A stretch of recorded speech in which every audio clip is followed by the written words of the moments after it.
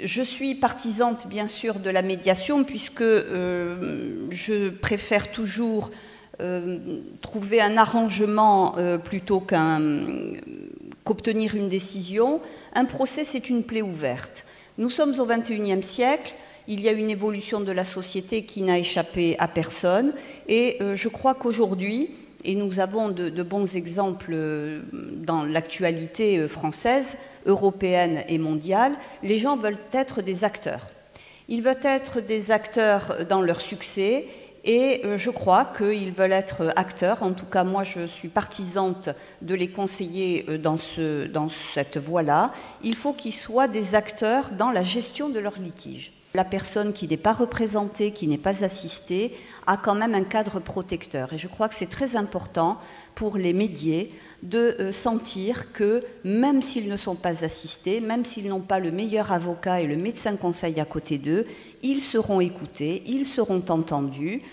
C'est très important. Il faut participer à la propre solution de son litige. Je crois que la médiation permet de se comprendre, permet aux médiés de se comprendre, ce qui est quand même la première des choses, de comprendre le litige, mais également de comprendre la raison pour laquelle l'autre est en désaccord. Il y a un changement de nature, je pense, qui se fait de façon consciente de l'avocat, qui est conscient du fait qu'on n'est plus dans une relation unilatérale, on n'est plus dans un discours pour convaincre, et qu'on est effectivement dans le temps du dialogue. Et donc l'avocat présent va être une source d'apaisement et une source également facilitatrice, vous l'avez indiqué, de prescription, d'entrée en médiation, qu'elle soit conventionnelle ou judiciaire. Les séances de médiation peuvent être effectivement le temps d'un redialogue, d'une redécouverte de la partie adverse, puisqu'on est frontal, et qu'on va discuter des différents points de litige, qu'on va, grâce aux médiateurs, avancer, proposer des solutions. Peut-être pas ces solutions qui vont arriver tout de suite. Le temps de la médiation nécessite parfois des échanges, un apaisement entre 2-3 séances de médiation.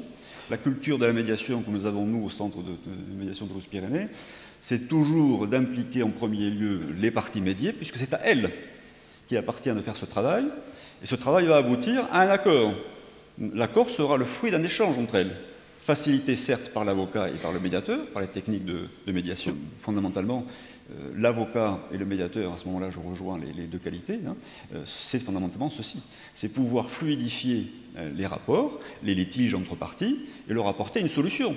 Et quelle est la meilleure solution pérenne que celle qu'ils ont acceptée en médiation? C'était invraisemblable pour moi qu'une personne publique qui, comme chacun sait, est désincarné, ne comprend pas d'individus, ou qu'un grand groupe capitaliste mondial qui présente les mêmes caractéristiques puisse arriver à échanger et à trouver une solution respectueuse de la position de l'un et de l'autre, et au cas particulier, une médiation favorable aux intérêts de l'entreprise, et bien évidemment, vous l'avez compris, au service public, dans l'exemple que je vous donne. Mon expérience personnelle de la médiation, pour des choses qui, de manière improbable, se retrouver en médiation, et qu'elle est susceptible d'être très efficace pour des sujets où ça n'arriverait jamais.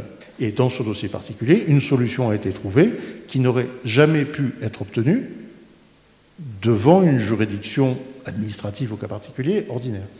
Donc qu'un médiateur ou une médiatrice puisse conduire les parties, a fortiori assistés par des avocats qui défendent des intérêts particuliers et qui n'arrêteront jamais de le faire, y compris dans le champ de la médiation, il faut avoir des compétences et pas simplement une technique. Il faut être très fort, si vous me permettez cette trivialité et ce raccourci, pour accompagner les gens réellement et pour aboutir réellement à l'objectif qui était recherché, c'est-à-dire, ça a été qualifié de paix, d'absence de formule exécutoire, ce que vous voulez, c'est-à-dire une solution dont les deux parties s'emparent et qu'elles exécutent de bonne foi.